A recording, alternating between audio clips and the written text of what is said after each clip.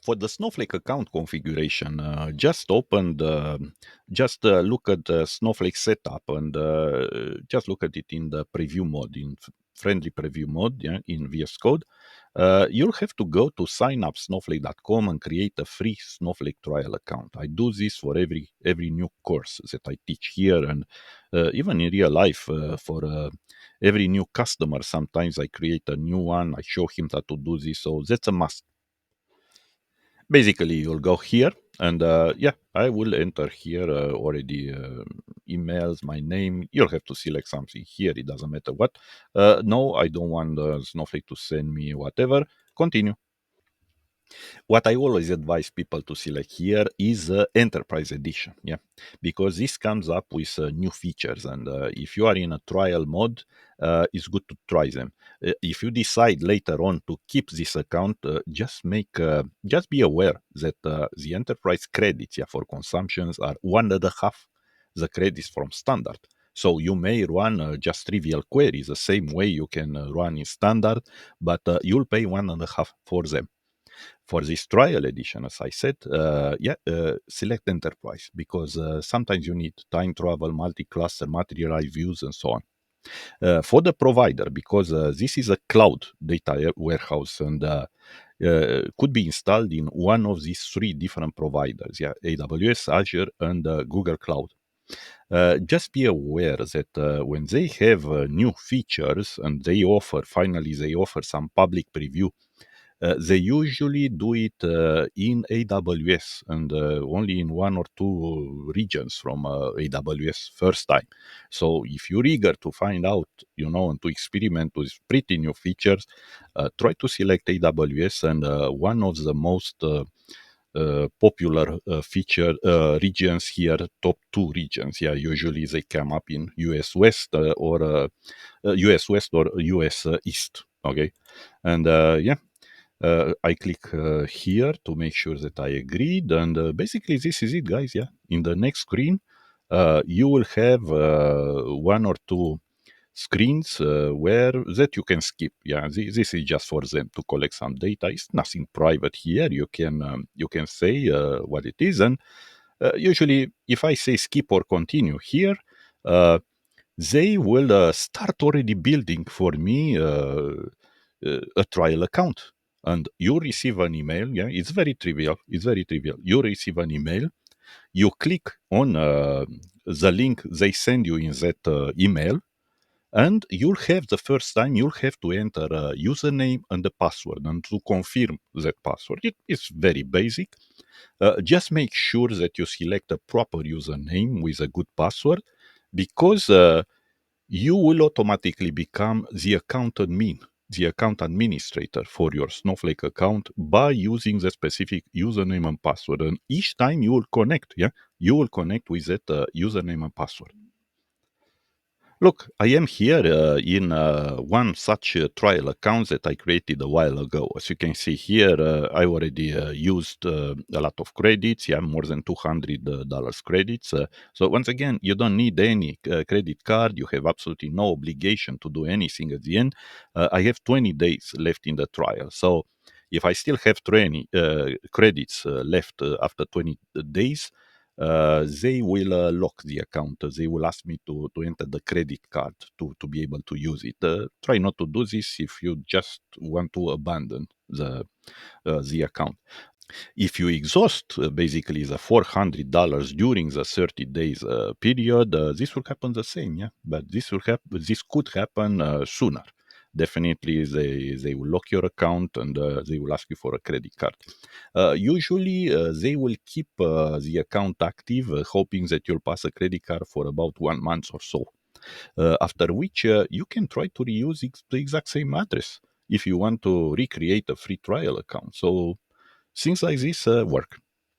That's an advice I try to give to everyone. Yeah. By default, this is the only warehouse created initially. I created more myself, but look, usually it's created with 10 minutes of inactivity. So what's happening?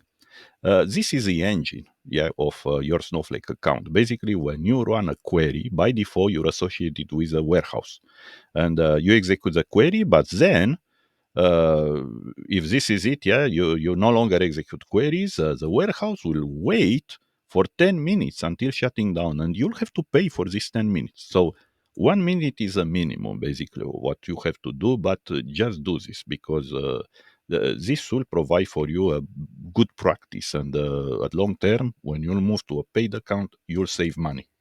Okay, still here, you go to admin accounts, and here you'll find the locator. Okay, double click on this and copy it because this should be your account name.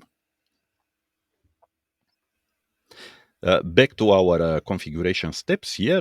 What I suggest to you, if in VS Code, it's good to install Snowflake extension. I already installed it here because I worked a lot with it. And look, this is how it is. Yeah, I'm already connected here, but you can say, okay, connect to a different account here. Yeah, you usually provide the username and the password, and from time to time, they will ask you to re-enter the password. So this is what I'll do here. I'm already connected to the previous account that you've seen. Yeah, I already passed the username, and once you are connected, yeah, you have different options here. You have an automatic browser, yeah, just like in Snowsite, but you can do it from VS Code, basically. What I advise you to do, okay, first time also create a database, and yeah, let's do this. Let's do this from Snowsite. So basically, you go here, yeah, you say databases, and in databases, yeah, I already have this database created, yeah, with a bunch of other databases. But what you can do is click on plus database and simply provide the name, yeah, DDD, yeah, this would be test, yeah, but it's already created right now, so I'll not do this. And each database, each new database is automatically created with a public schema. Yeah, that you can eventually remove later on if you want to create other schemas. But my advice would be to always keep it and to refer to it. Go here to install SnowSQL. Yeah, SnowSQL is a free command line interface from Snowflake that you can later use from the terminal window in VS Code.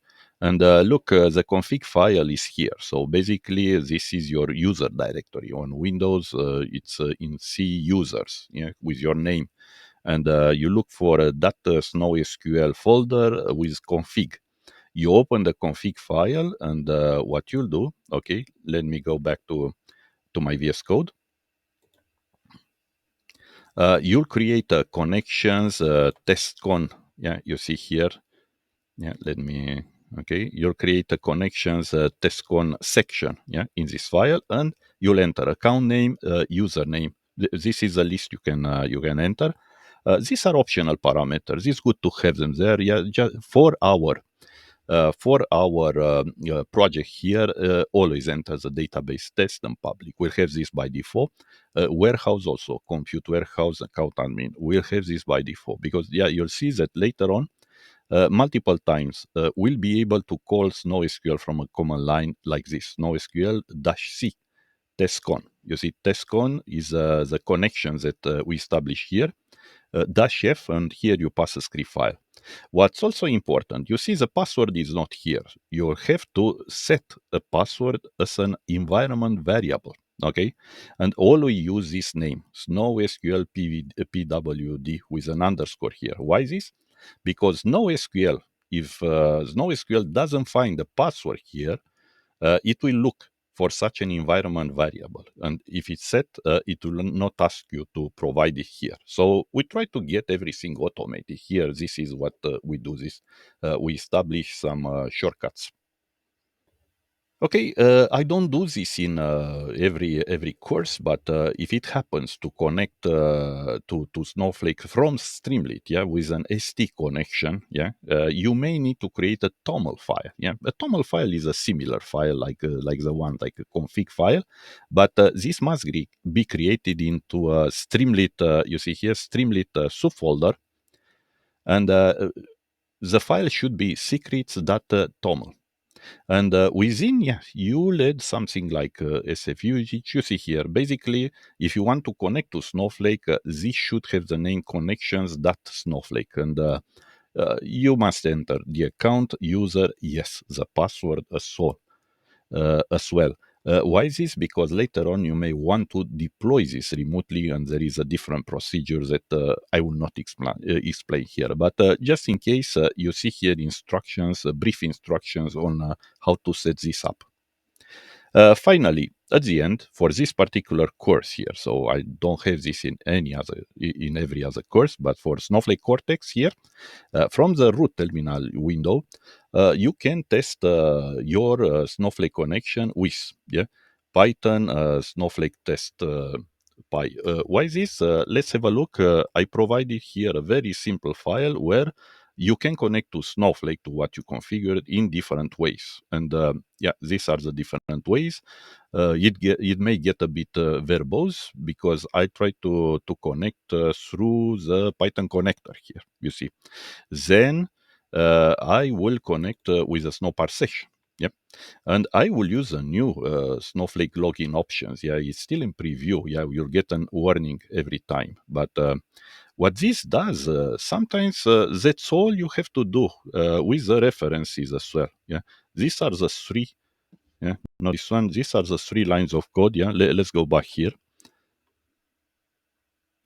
These are the three lines of code that I will try to use most of the time. And if I want to override parameters, I'll simply separate this one and that's a dictionary here. So I will refer, let's say, to the database, to the warehouse, using a key in this dictionary. Yeah, you'll see specific examples, but this will conclude basically the setup of our Snowflake account.